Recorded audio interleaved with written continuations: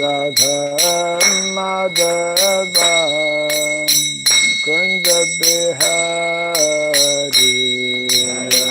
Radha Madhava Jaya Gopidana Vallabha Girivardhari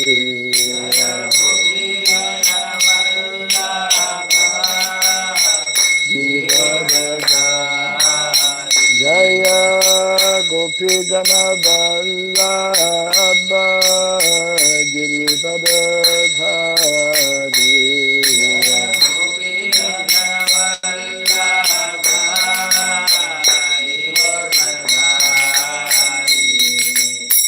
Yashodanandana Brajadana Rangana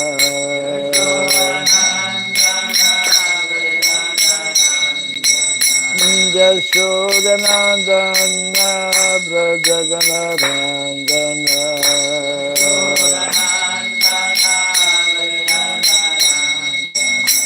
Jamuna Tira Vanasari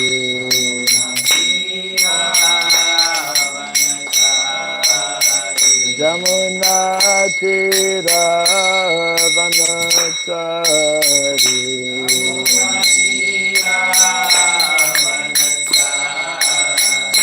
Jaya Radha Madhava Kunda Bihari Radha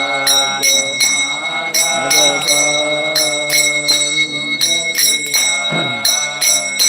Jaya Radha Madhava Kunda Bihari Radha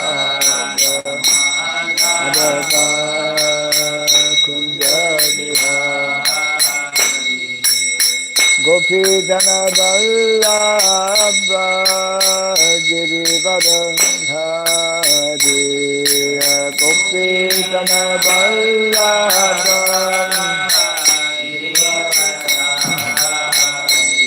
Jaya Gopidana Vallabha Girivardhari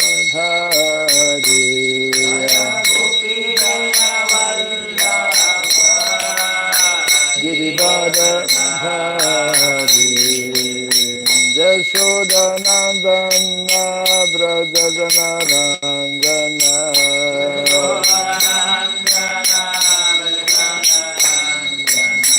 Yashodanandana Brajadana Rangana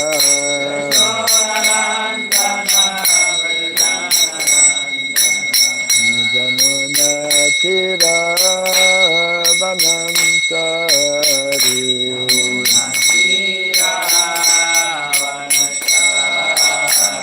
Jamuna Tira Vanasari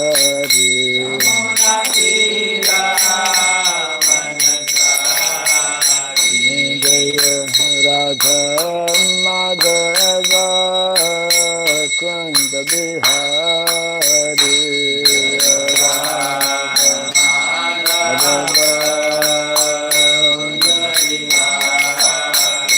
Jaya Radha Madhava Kunda Bihari Radha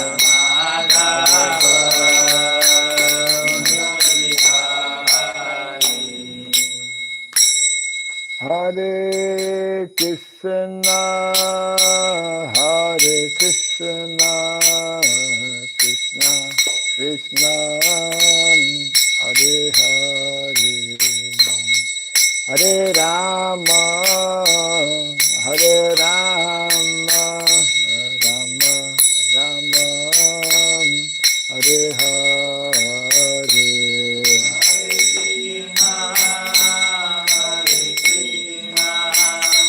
Krishna Krishna, Hare Hare, Hare Rama, Hare Rama,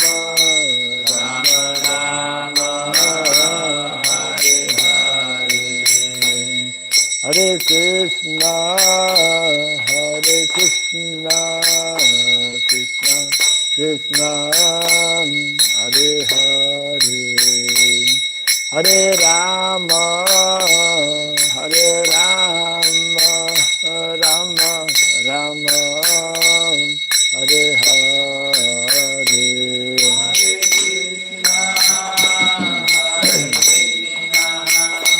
Krishna Krishna, Hare Hare, Hare Rama, Hare Rama, Rama Rama, Hare Hare Krishna, Hare Krishna, Krishna Krishna, Hare Hare, Hare Rama, Hare Rama, Rama Rama, Hare Hare.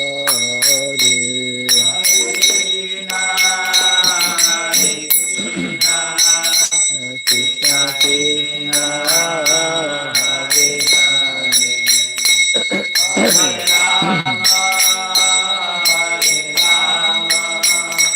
Rama Rama, Hare Hare, Hare Krishna, Hare Krishna, Krishna Krishna, Hare Hare, Hare Rama, Hare Rama, Rama Rama, Hare Hare, Hare Krishna, Hare Krishna, Krishna Krishna, Hare Hare, Hare Rama, Hare Rama, Rama Rama, Hare Krishna, Hare Krishna, Krishna Krishna, Hare Hare, Hare Rama, Hare Rama, Rama Rama, Hare Hare, Hare Krishna, Hare Krishna, Krishna Krishna, Hare Hare, Hare Rama, Hare Rama, Rama Rama, Hare Hare, Hare Krishna, Hare Krishna, Krishna Krishna, Hare Hare, Hare Rama, Hare Rama, Rama Rama, Hare Hare, Hare Krishna, Hare Krishna, Krishna Krishna, Hare Hare, Hare Rama, Hare Rama, Rama Rama, Hare Hare, Hare Krishna, Hare Krishna, Krishna Krishna, Hare Hare, Hare Rama, Hare Rama, Rama Rama, Hare Hare, Krishna Krishna, Hare Hare, Hare Rama, Hare Rama, Rama Rama, Jaya Radha Madhava, Radha Madhava, Radhe,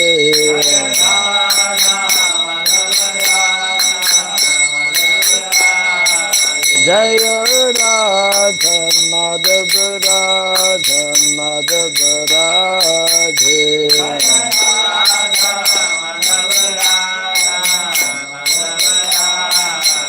Jaya Prabhupada, Jaya Prabhupada, Prabhupada, Prabhupada,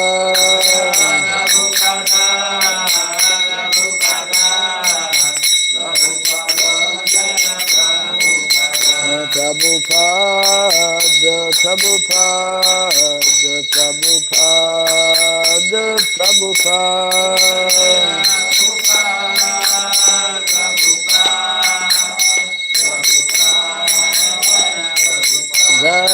Jaya Prabhupada, Prabhupada, Prabhupada, Prabhupada.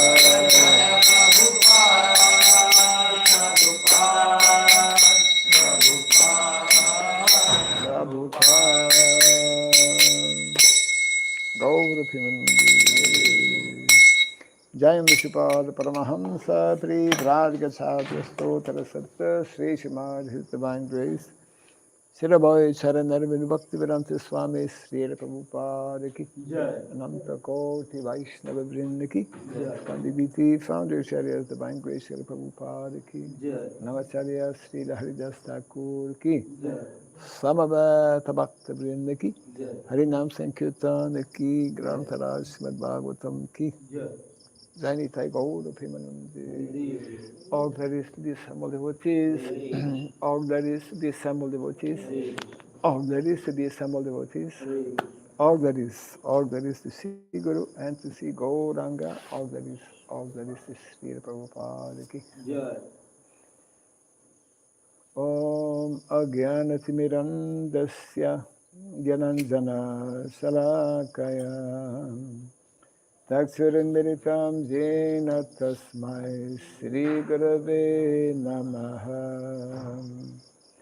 Sri Chaitanya Manobhistam Stapitam Jena Bhutale Swayam Rupa Kadamahyam Dadati Swapadantikam Vandeham Sri Guru Sri Juta Parakamalam Sri Gurun Vaishnavam Sya Sri Rupam Sagrajatam Sahagana Raghunatan Vitam Tvam Sajivam Sadvaitam Savadutam Parijana Sahitam Krishna Chaitanya Devam Sri Radha Krishna Padam Sahagana Dalitam Sri Visakanditam Scha Hey Krishna Karuna Sindhu Dinabandhu Jagatpate Gopesha Gopika Kanta Radha Kanta Namostute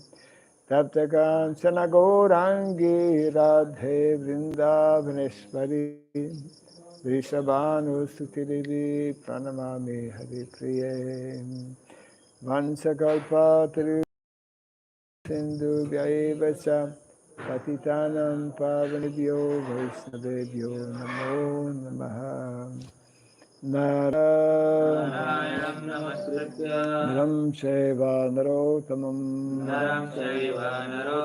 Devim Sarasatim Vyasam Tato Jayamudiraye. Before reciting the Srimad Bhagavatam, which is a very means of conquest, let us first offer respectful obeisances unto Narayana, the Supreme Personality of Godhead, unto Narayana Rishi, the supremmost human being, unto Mother Saraswati, the goddess of learning, and unto Srila Vyasadeva, the author.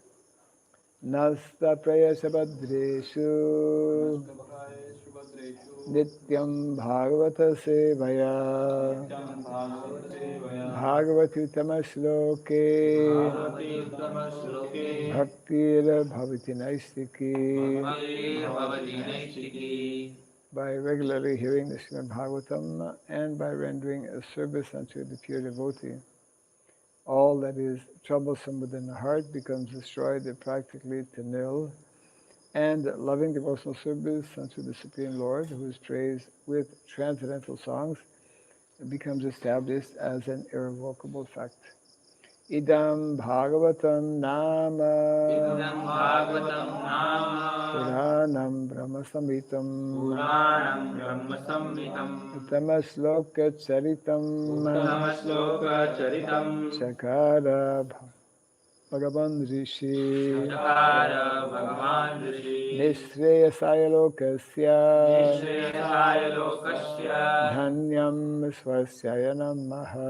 Dhanyam Swastaya Namaha. This Srimad Bhagavatam, known as the Grantaraj, the king of all Vedic literatures, is the literary incarnation of God. It is compiled by the incarnation of God, the Sridham Vyasadeva. It is meant for the ultimate good of all people. It is all successful, all blissful, and all perfect. Sri Krishna Chaitanya Shri Krishna Chaitanya Prabhu Nityananda Prabhu Nityananda Sri Advaita Gadadhara Shri Advaita Gadadhara Sri Vasadi Gaura Bhakta Vrinda Shivashari Gaura Bhakta Vrinda. Hare Krishna Hare Krishna Hare Krishna Hare Krishna Krishna Krishna Hare Krishna Hare Krishna Hare Hare Hare Rama Hare Rama Hare Rama Hare Rama Rama Rama Hare Rama Hare Rama Hare Hare. Om Namo Bhagavate Vasudevaya Om Namo Bhagavate Vasudevaya. Om Namo Bhagavate Vasudevaya Om Namo Bhagavate Vasudevaya. Om Namo Bhagavate Vasudevaya Om Namo Bhagavate Vasudevaya. Om Sarabhyay Namaha Om Surabhyaya Namaha. Om Sarabhyay Namaha Om Surabhyaya Namaha. Om Sarabhyay Namaha Om Surabhyaya Namaha. Mukham karoti vasaram pangum langayate girim yat kripat maham bande Shri Gurum Dinataram Yat kripat maham bande Shri Gurum Dinataram.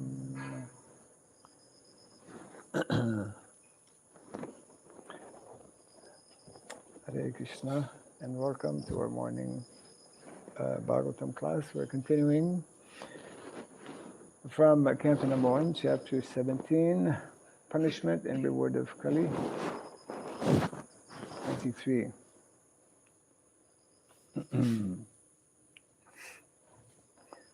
Atava Deva Mayaya Nunam Gatir Agochara Chetaso Vachasas Chapi Bhutanam Iti Nishayaha Atava Deva Mayaya Nunam Gatira Gochara Chetaso Vachasas Chapi Bhutanam Iti Nishayaha Atava Deva Mayaya Nunam Gatira Gochara Chetaso Vachasas Chapi Bhutanam Iti Nishayaha Atava Deva Mayaya Nunam Gatira Gochara Chetaso Vachasas Chapi Bhutanam Iti Nishayaha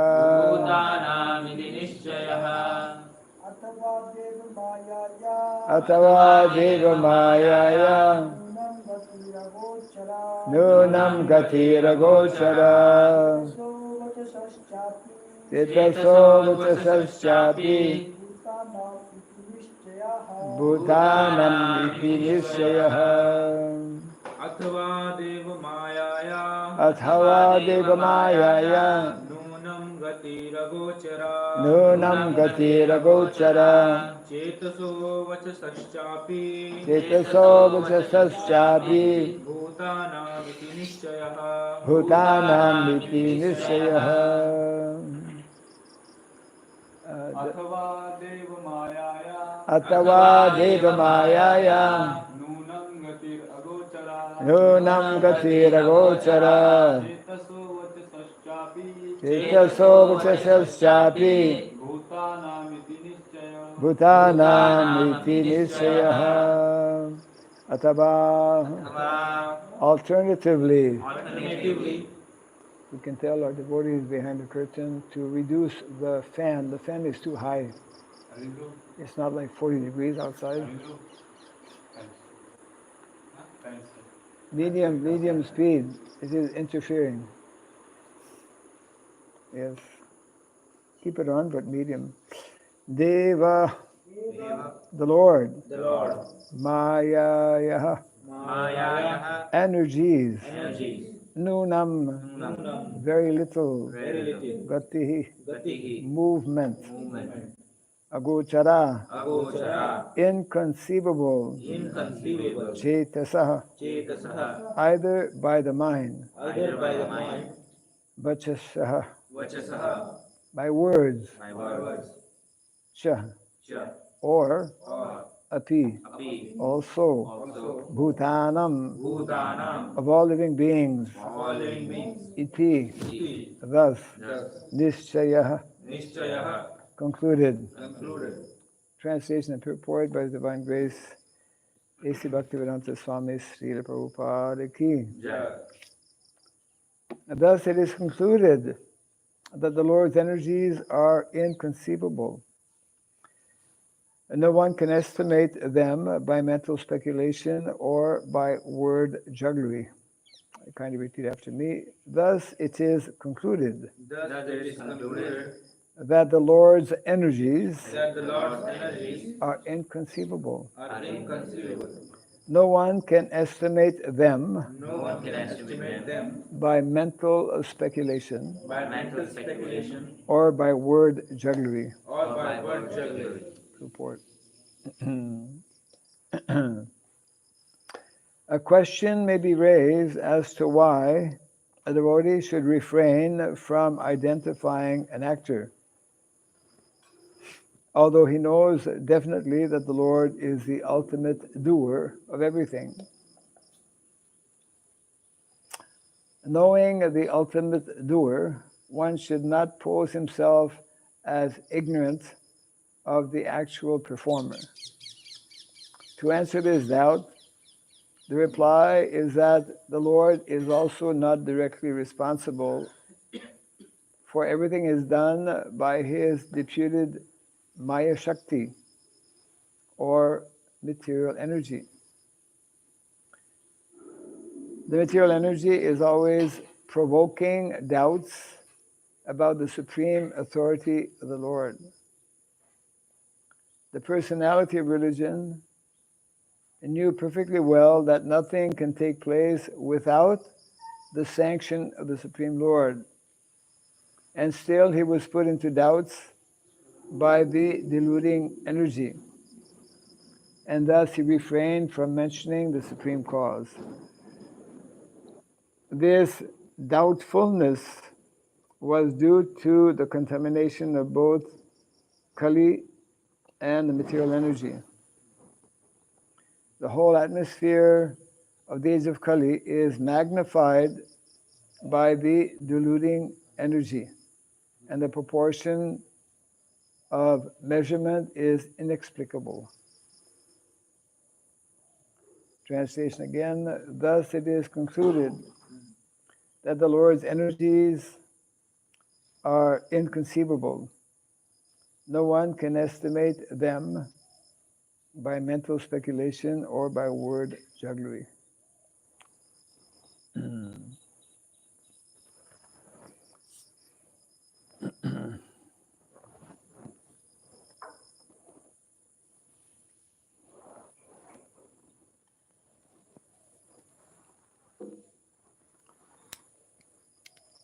So this continues the whole discussion between Parikshit Maharaj and in particular Dharma, who is representing the codes of religion or the principles of religion. Parikshit Maharaj was asking, who has caused uh, this situation? And a few verses back, we were hearing the response from Dharma, not clearly uh, pointing the finger or not clearly identifying. And this has been the ongoing theme in terms of uh, who is the cause of, well, ultimately it's connected with that question that everyone has in the material world. Uh, what is the cause of suffering? What is the origin of suffering? Why there is suffering and who is actually causing this suffering? And like in this purport, it mentions how ultimately Krishna is the doer. He controls all things. But he controls things through his material energy. The workings of the material energy, this is being referred to here, are not so easy to understand. And also, so there's the workings of the Lord directly, the workings of the Lord indirectly through his energies, and also the minute independence of the Jiva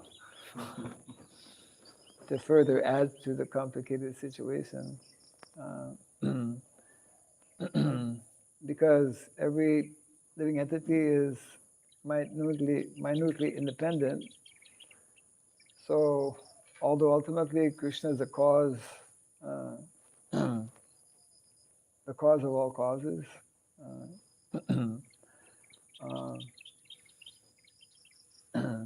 Sarva Karana Karanam, but the living entity, because he has this ability to choose, because he has this minute independence, he is actually the cause of his, because of his wrongdoings or because of not following the principles of dharma. He is the one who is creating karma, isn't it? And it is in very inconceivable ways, just like Prabhupada would explain, it's extremely difficult to uh, unravel, so to speak, um, the workings of the material energy.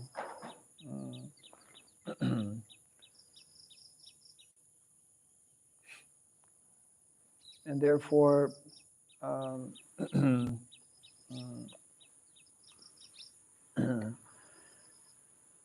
therefore, one who is knowledgeable, one needs to become knowledgeable about the principles of dharma to get a more clear understanding. And ultimately, well, here it mentions at the end of the purport how that whole subject matter becomes even more difficult in the age of Kali in which we're living. And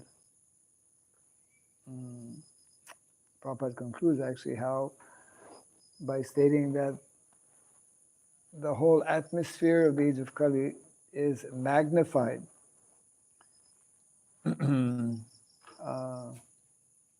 by the diluting energy, and the proportion of measurement is inexplicable, which means it's like very difficult to, just like, for example, in a few days, there's going to be a series of discussions in the context of Srila Prabhupada's appearance That's, I believe, organized every year here in Mayapur. And one of the, there are many topics, especially in relation to our founder Acharya. And one of the topics which remains not easy to understand, and is actually also controversial, is the topic of varnashrama. And I was sent a document on the subject matter, whereby one has analyzed, it is one of my godbrothers actually has analyzed the subject matter and divided it into four. And as an example maybe of how it's not so easy, especially in Kali Yuga, because we are, in general, quite fallen. Age of Kali is the age for the most fallen. So when we look at he analyzed, it's quite interesting how there are four understandings from his, I guess, research of the term or the terminology varnashrama. And the first one he mentions is the Vedic original varnashrama that we read about, in the pages of the Bhagavatam, where we call the Vedic times. In the Vedic times, practically everyone was God conscious to some extent, to different extents, but everyone was also familiar with the whole system of varnashrama. And people, we're talking about the ideal Vedic times, where there were very advanced and qualified brahmanas who were actually, we go back just 5,000 years, just before the advent of Kali Yuga, Sringi, who was just a small boy, could actually curse. They had, even at a young age, they were, as brahmanas, they were very powerful by learning various mantras, etc. So people in those days, in the Vedic times, were performing all the different samskaras. So there was potency, and we see actually people who went through the Gurukul system, like the Pandavas and others, they became very powerful. Powerful physically, powerful mentally, spiritually advanced as well. So that's, you could say, the ideal or Vedic form of varnashrama, which Prabhupada mentions is like, it's lost. We know it's lost, and that is practically impossible to bring that back, at least immediately.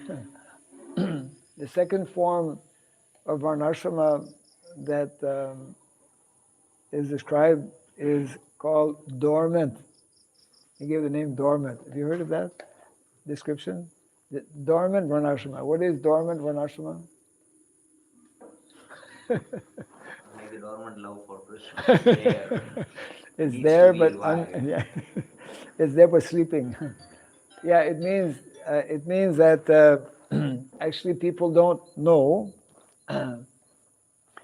but everyone, even in the most far removed country or society, totally disconnected, let's say, with the Vedic culture, Vedic knowledge, there are naturally people who are intellectual. There are people who are more religious or administrative. In other words, the four classes are there, but they're like not really manifest in terms of the Vedic. People don't even know. But the natural divisions are there because the modes of material nature are at work naturally. That's the second. The third one is, I suppose, what is existing, has been existing for the last few thousands of years, and it's called the materialistic varnashrama, where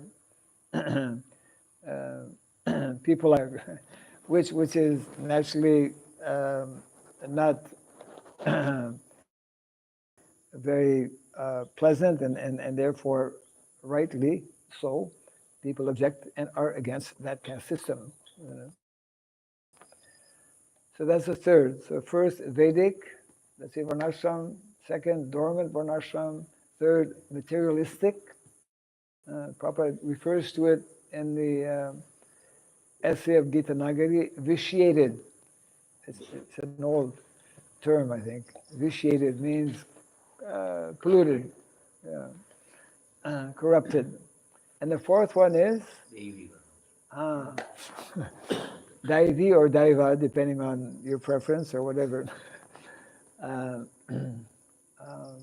So we're using Daiva, but it's interchanged even amongst our acharyas. It's sometimes used as a Daiva or referred to as Daiva, sometimes as. Then I was thinking, is it really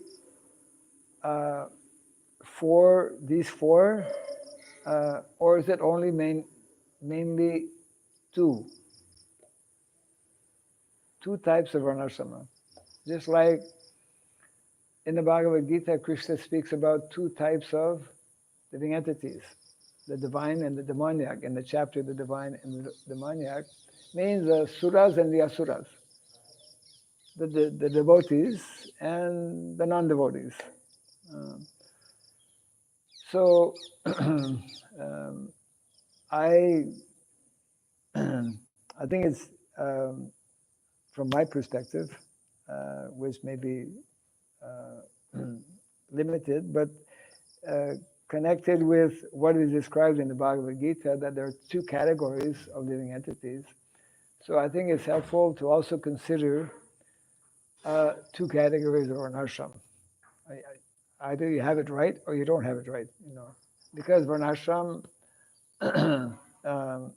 although connected with the modes of material nature, or maybe because it is connected with the modes of material nature, it's an eternal system.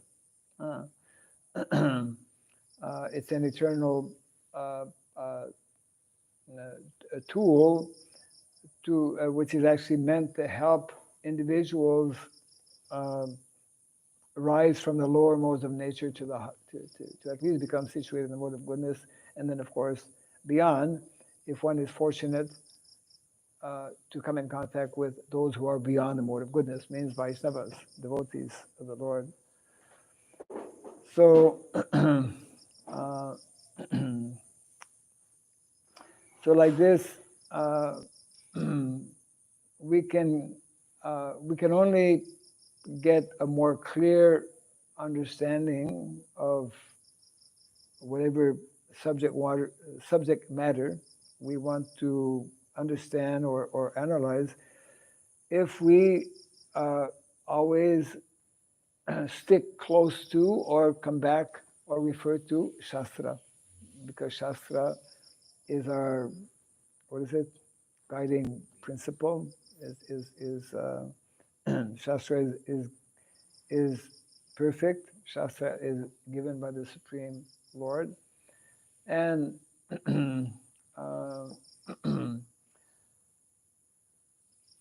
and I suppose because it is also given by the Supreme Lord, and the Lord is, we cannot fully understand or comprehend the workings of the Lord.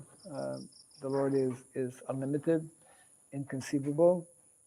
We can never fully comprehend or understand the Lord. We also cannot similarly fully understand the energies of the Lord. That is one of the tattvas that is actually explained, isn't it? in the Dasa Mula Tattva of Srila Bhaktivinoda Thakur, the how many tattvas are attributed to Krishna? Who has? There are three tattvas that describe Krishna. What is the first of the three tattvas in describing or in trying to understand Krishna? The first one actually, I guess, is connected also with Jiva Tattva, or it's connected, with Jiva Tattva. It's connected with Shiva Tattva also. So Krishna, the first of the three tattvas that describe Krishna is that Krishna is the Param Tattva. Yeah, is the Param Tattva. I mean, there's so many, that is, of course, clearly established in the Bhagavad Gita. Bhata Parataram Nanyat Kinchid Asti Dhanandaya. Yeah, there is no one superior to me. Anyways, in so many different places. Aham Sarvasa Prabhavo. So Param Tattva. And then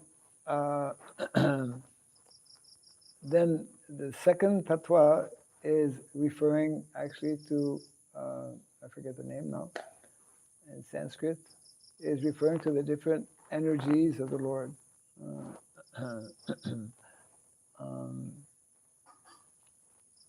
Shaktiman. Shaktiman means, what's the meaning of Shaktiman? Possessor of energies. Huh? Possessor of energies. Possessor of all energies, yes. So all energies, spiritual energy, material energy, and of course, internal, external, and marginal energies are the three main energies described. And the third tattva, which is very unique to our Vaishnava Sampradaya, is Krishna is described as Rasa Samudra. That's a whole very involved subject matter, the science of rasa, which is, of course, elaborately described by Srila Rupa Goswami in the Nectar Devotion, which is, of course, described and referred to in many of the writings of the Goswamis, and which is a very involved and deep, and in many ways also confidential subject matter, the subject matter of rasa. And one can completely get lost in that subject matter, or one can become completely, totally absorbed, which is ultimately what we are all meant to do. But while we are here in the material world, we, for the vast majority, if everyone just completely becomes absorbed in, then no one's going to cook. I mean, because people will generally be totally off the bodily platform, and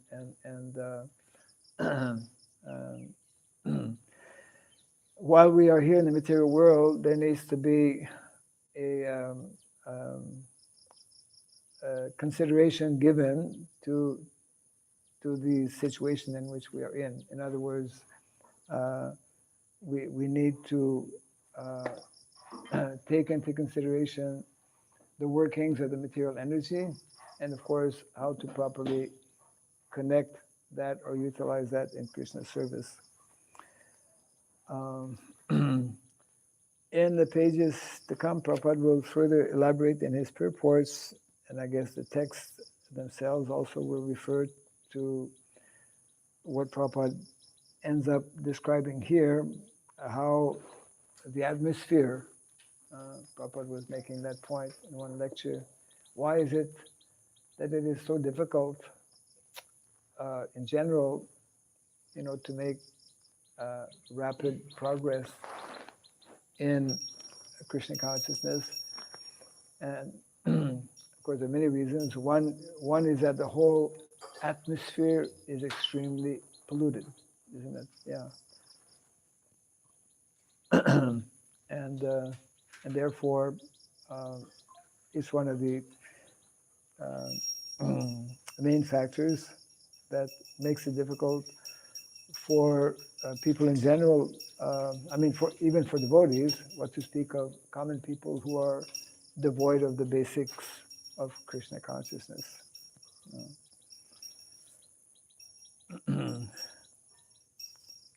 So we'll keep the text for tomorrow.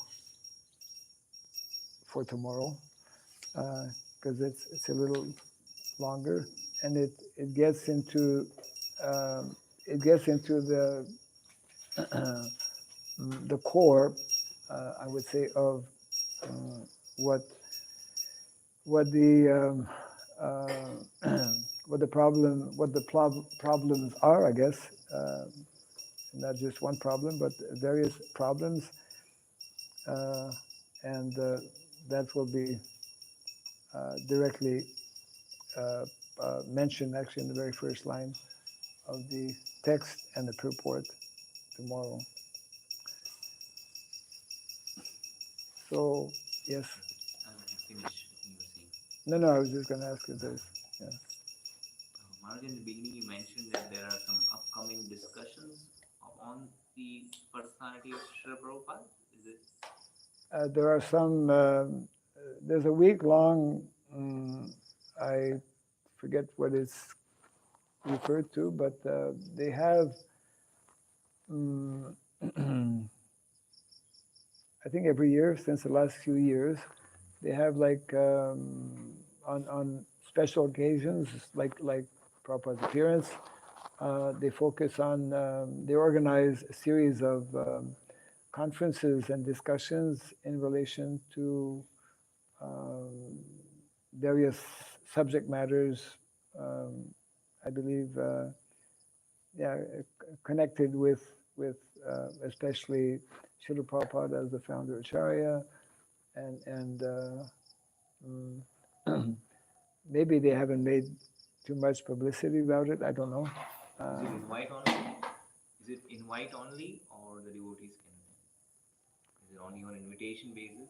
Oh, I think everyone can attend. Yes.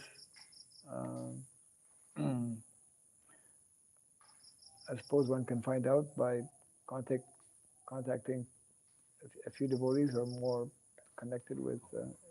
Yeah.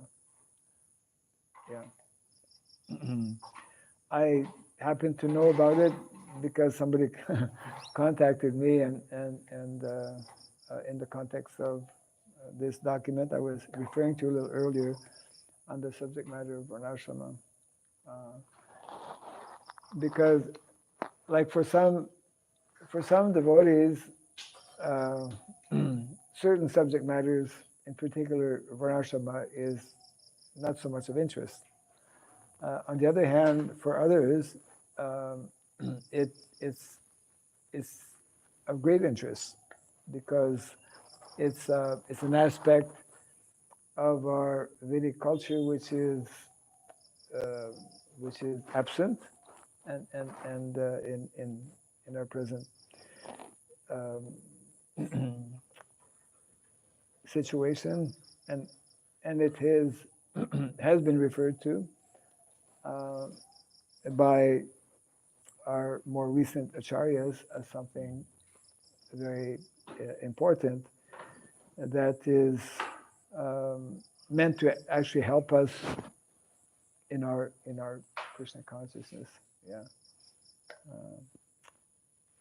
And I suppose because it has been and remains largely a subject of controversy, so generally things that are controversial, one has a choice of either just leaving it aside or actually tackling, addressing and discussing the subject matter to get more clarification. Any additional? Yes? You met your or whether who had categorized Varnashram into four different Yeah. types. I was thinking about it, but Varnashram actually is a system.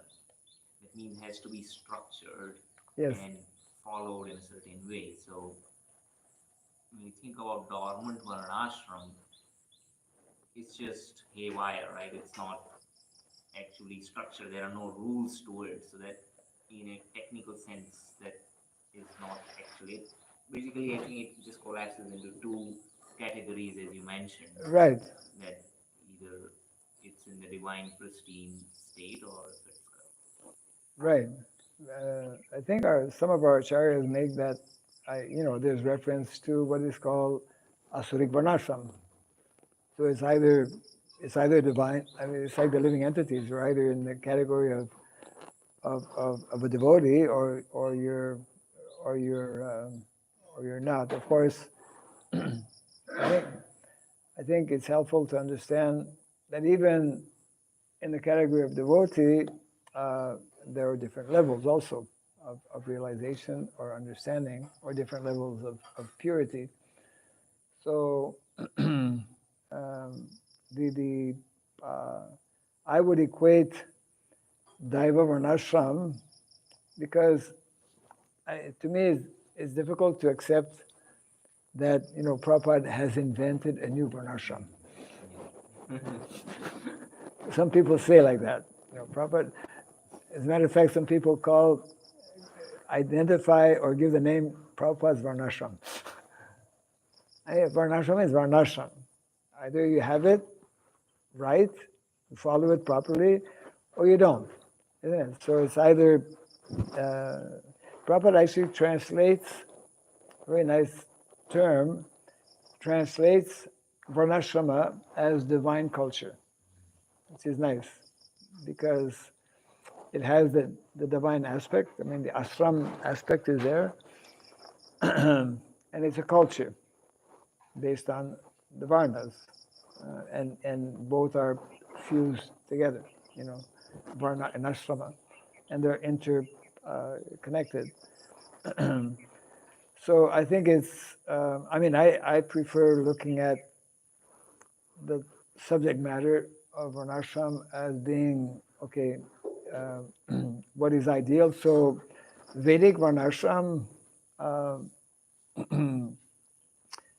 practically, I would say Vedic varnashram is meant to be Daiva varnashram. Or when we say the word varnashram, it should naturally and normally mean Daiva varnashram. For us as aspiring Vaishnavas, it means Krishna is in the center. So that when Krishna is in the center, and that's what we mean, that's what our acharyas mean by having introduced the term Daiva. Daiva for us is not just spiritual, because there are many people who are spiritual, but they don't accept Krishna, isn't it? They don't know about Krishna, whatever. Majority of Brahmanas are spiritual. They are a stick, but they don't necessarily have the right understanding of tattva in terms of Krishna being the Supreme Personality of Godhead. So Daiva Varnashram means the ideal Vedic, what is meant to be the ideal Vedic manifestation that we read about actually in the Shastras. And then whatever is not on that level or platform, then it has different levels of impurities. And it's therefore falls in the category of Asurik. That makes sense. Yeah. Otherwise, like in Bhagavatam also, that sloka which says, Shrameva hi kevalam. The whole purpose of Varnashram is to develop an attachment for the Lord. Otherwise, Yes. it's only Shrameva hi kevalam. Yes, correct. Yes. Yes. Yes.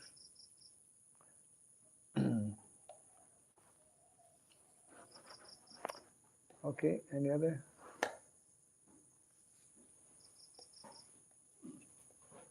Okay.